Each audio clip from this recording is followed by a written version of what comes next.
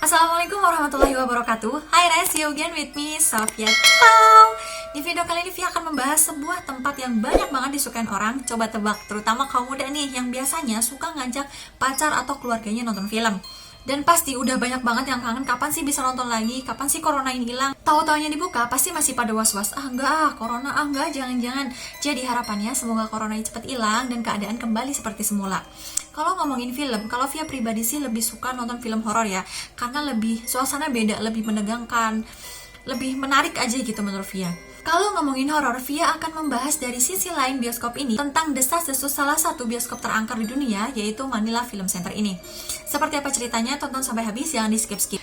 Oh ya, Via mau ngingetin, jangan lupa kalian like, comment, subscribe, and share ke teman-teman kalian. Harapan Via semoga channel bisa berkembang dengan baik dan bisa menghibur waktu luang kalian. Oke, balik lagi ke ceritanya. Jadi sesuai dengan namanya, Manila Film Center ini didirikan di kota Manila, Filipina. Didirikan pada tahun 1981 dan selesai pada tahun 1982. Dengan luas gedung sebesar 16.000 meter atau 1,7 hektar. Gila sih, ini gede banget pokoknya. Nah, menurut kalian ada nggak sih yang aneh atau ada keganjalan dalam gedung ini? Menurut Via pribadi, keganjalannya ada pada waktu pengerjaannya yang sangat cepat, hanya memakan waktu selama 6 bulan aja. Sedangkan gedung Manila Film Center ini gede banget sebesar 16 atau 1,7 hektar. Nah, maka dari itu gedung ini disebut salah satu gedung bioskop paling angker. Kenapa paling angker? Karena dengan waktu yang sangat singkat tadi menimbulkan banyak sekali kejadian-kejadian atau keganjalan-keganjalan, termasuk ribuan dari korban saat pembangunan konstruksi bangunan ini. Dan gedung ini didirikan atas dasar proyek ambisi dari ibu negara yang bernama Imelda Marcos, istri dari Presiden ke-10 Filipina. Jadi Ibu Imelda ini, jika bangunan bioskop ini selesai, beliau ingin mengundang semua artis-artis besar di Hollywood. Makanya Ibu Imelda Marcos ini sangat ingin Manila Film Center ini dibuat segede mungkin, skalanya setara dengan Hollywood Bollywood. Dan pada saat itu beliau mengajukan diri kalau gedung Manila Film Center itu harus menjadi tuan rumah di Miss Universe tahun itu.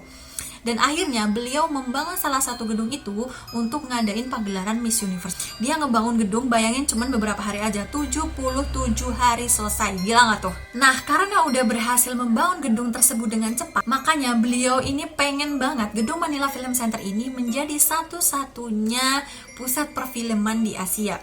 Karena dengan waktu yang sangat singkat itu, sementara gedung Manila Film Center ini cukup gede, dan akhirnya seperti yang diprediksi pada saat itu, pembangunan ini akan mengakibatkan berbagai bencana. Ketika terjadi bencana tersebut, otomatis membuat banyak korban, sehingga menjadikan gedung Manila Film Center ini menjadi bangunan bioskop terangker di dunia.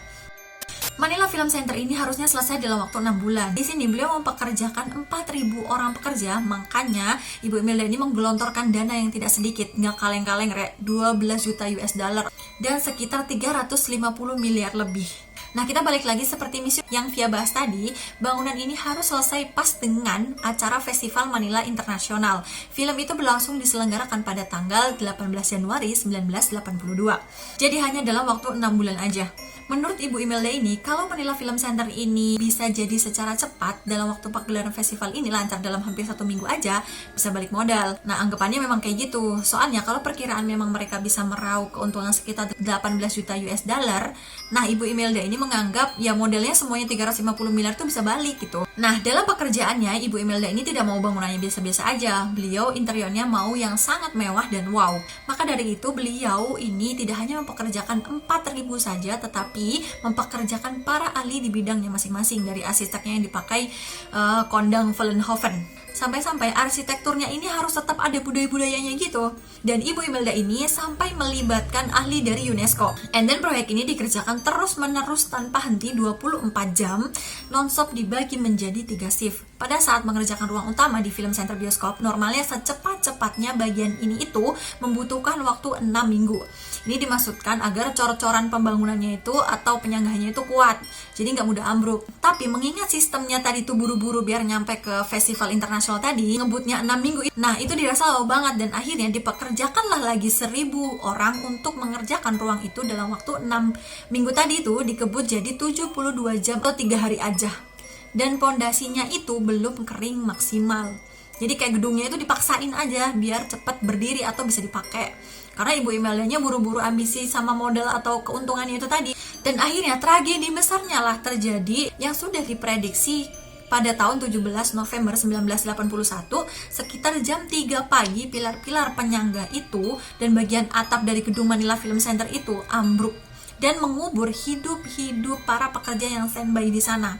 Terus dari sejarahnya para pekerja ini tadi berhasil ditemukan dan diangkut sebanyak 168 orang dari 1000 orang pekerja. 1000 pekerja hanya ditemukan 168, sisanya kemana? Dan sisa dari pekerja yang belum ditemukan itu masih terkubur dalam reruntuhan pemimpin gedung tersebut. Ditambah pondasi gedung yang masih basah dan lama-lama mengering menyebabkan evakuasinya itu jadi makin susah. Karena pekerjanya udah banyak banget yang nyatu sama semen dan cocorannya itu. Jadi kayak pas kejadian itu ya nggak ada orang yang berani masuk dan nggak ada orang sama sekali pun di situ. Tapi ada satu wartawan yang berhasil menyelinap masuk dan salah satu saksi mata yang ada di sana. Dan dia adalah mantan pihak officer dari Manila Film Festival.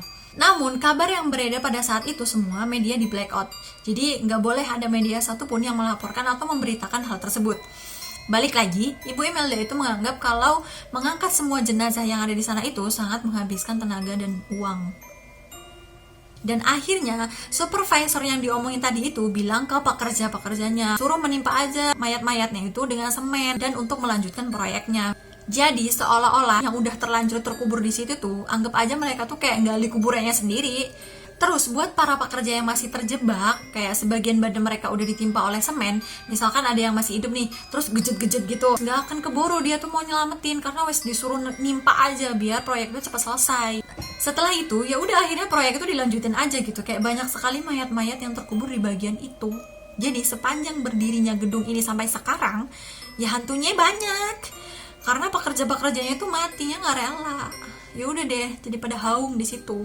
Pas datang hari dimana Manila Film Festival itu berlangsung, saat itu banyak banget artis-artis Hollywood dan Bollywood yang datang. Tetapi banyak juga sih kayak artis-artis yang nggak datang karena takut dengan desas-desus bangunan bioskop Manila Film Center itu. Jadi sedikit agak rugi nih ceritanya.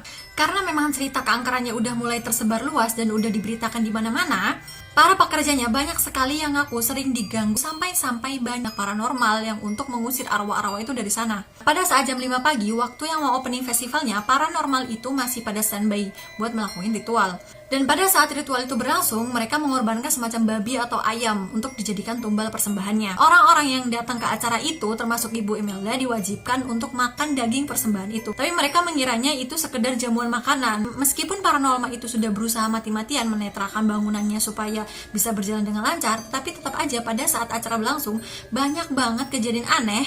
Bahkan para panitia banyak mencium bau anyir gitu. Banyak pengunjung yang merasa merinding atau udah bad feeling gitu. Padahal ini kan party ya, tapi mereka feelingnya udah nggak baik gitu. Mereka tuh juga baru sadar kalau misalkan gaun yang mereka pakai itu ada bekas noda-noda cat yang belum kering nempel di baju mereka. Sebenarnya bukan cuman sadar kalau bangunan itu masih under construction ya, jadi kayak orang-orang itu bukan telat karena emang nggak tahu kalau red carpet yang mereka injak-injak untuk foto ini, mereka tuh berdiri di atas mayat para pekerja bangunan itu. Jadi kayak istilahnya itu red carpet di atas kuburan buat party. Berhubung mereka tuh masih pada nggak tahu dan belum sadar, festival itu tetap berlangsung pada tanggal 29 Januari 1982.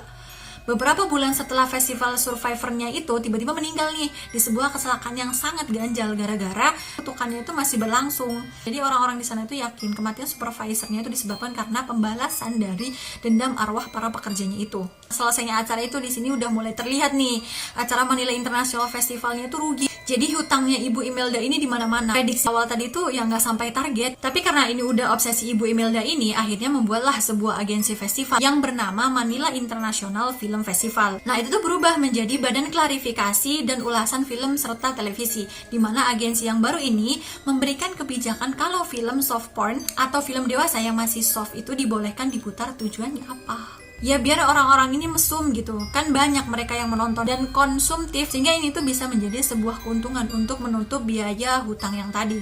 Balik lagi nih ke kutukan dari bioskop ini, nggak cuma sampai di situ aja Rek. Jadi pada tahun 1990, sebuah gempa hebat di Manila yang membuat bangunan dari bioskop ini itu sedikit miring. Jadi hal itu tuh dianggap bangunan itu menjadi nggak kondusif dan tidak diizinkan untuk beroperasi lagi. Jadi gedung itu tadi tuh dibiarin selama 11 tahun sampai pada akhirnya pada tahun 2001 bangunan itu disewa dan direnovasi lagi oleh Amazing Theater Philippines biar layak untuk beroperasi lagi ceritanya. Namun pada tanggal 19 Februari 2013, bangunan ini mengalami kebakaran selama 3 jam. Jadi kebakaran selama 3 jam itu, pengelola ini mengaku rugi bandar sekitar 1,2 juta peso atau sekitar 285 juta. Nah, karena kejadian itu akhirnya bangunan ini ditutup secara permanen nih dan disebut-sebut menjadi salah satu bangunan terangker di dunia. Nah, jadi gimana guys? Ada yang mau uji nyali nggak di situ? Intinya, janganlah kita tuh berambisi untuk mendapatkan sesuatu dengan buru-buru. Kayak bahkan kita nggak melihat risikonya seperti apa. Apapun contohnya dan apapun keinginan kita tuh harus berhati-hati guys. Nah, kali kalau misalkan hal kecil, nah ini kan hal yang melibatkan nyawa orang gitu. Jadi kayak gitu ya ceritanya. Jangan lupa kalian subscribe, like, dan komen. Dan jangan lupa juga share ke teman-teman kalian. Oh ya, jangan lupa dukung aku untuk 1K subscriber ya. Please. Bye-bye.